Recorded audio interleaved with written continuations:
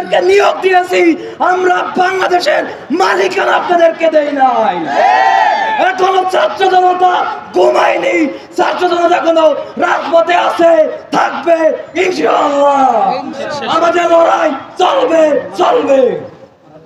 মুজিবাবাদ নিপাত যাক, ইনকিলাব জিন্দাবাদ। মুজিবাবাদ আমাদের সামনে বক্তব্য নিয়ে আসছে ছাত্রনেতা কাজী মাজহারুল ইসলাম।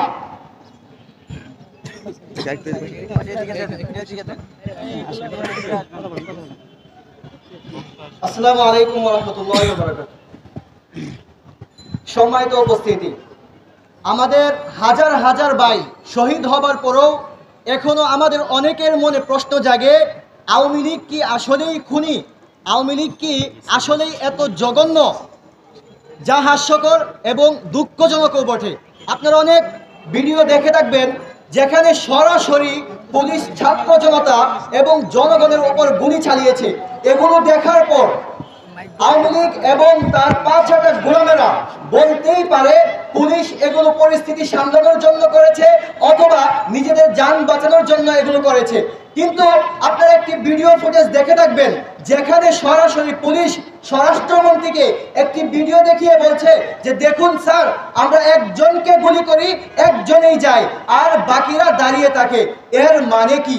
এর মানেও কি আপনাদেরকে বলতে হবে এই স্বৈরাচার হাসিনা, এই খুনি হাসিনার কাজেই ছিল তার বিরুদ্ধে যারাই যাবে তাদেরকেই হত্যা করা?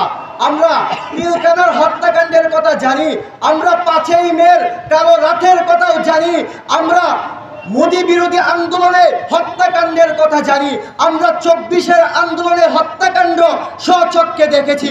সুতরাং আমাদের সাথে খেলা করতে আইসেন না। তারা ভেবেছিল আমাদেরকে হত্যা করে থামিয়ে দিবে, কিন্তু আমরা মার খেতে খেতে মরতে মরতে গাজী হয়ে গিয়েছি। আমরা মৃত্যুর ভয় হারিয়ে ফেলেছি। মনে রাখবেন, হরিণ যদি মৃত্যুর ভয় হারিয়ে ফেলে তখন সে বাঘের উপর আক্রমণ করতেও দ্বিধাবোধ করে না।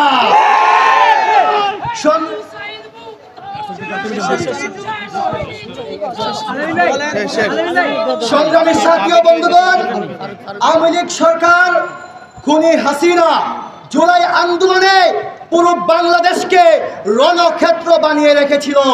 তারা একের পর এক আমাদের ভাইদেরকে শহীদ করেছে।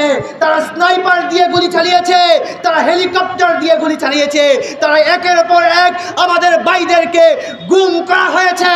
তারপরেও কিভাবে আওয়ামী লীগের দালাল খুনি হাসিনার ৫ দালাল ফারুকীকে উপদেষ্টা হিসেবে নিয়োগ দেওয়া হয়? আমাদেরকে এর জবাব দিতে হবে। পরিশেষে আমি একটা কথাই বলবো, আমাদের সমন্বয়ক ভাইয়েরা যারা আছেন, আমরা শুরু থেকে তাদের পাশে ছিলাম, আছি, থাকবো। সমন্বয়করা যদি কোনো ভুল ধরে আমরা সেই ভুল ধরিয়ে দিব, আমরা সেটার সমালোচনা করব, কিন্তু এর মানে এটা নয় আমরা তাদের বিরোধী। তোমাদের বাপ-দাদারাও আওয়ামী লীগরাও ভুল করত, কিন্তু তোমরা সেই ভুল না ধরে তাদের পা চাটতে। তোমাদের আর আমাদের মাঝে এটাই পার্থক্য। আজকে আমাদের কর্মসূচি থেকে আমাদের ঘোষণা হলো, আজকে শুক্রবার দুপুর, এখন হয়তো আড়াইটার মতো বাজে, কালকে যদি দুপুর ১২টার আগে সেই স্বৈরাচার হাসিনার দালাল ফারুকী এবং আওয়ামী লীগ ফ্যামিলির সন্তান শেখ বশির উদ্দিনকে অপসারণ করানো না হয়, তাহলে আমরা আবার রাজপথে নেমে আসবো। আমরা আবার রক্ত দিব, আমরা আবার জীবন দিব, তবু এই গদি হতে আওয়ামী লীগের দালালদের অপসারণ করিয়ে ছাড়বো ইনশাআল্লাহ।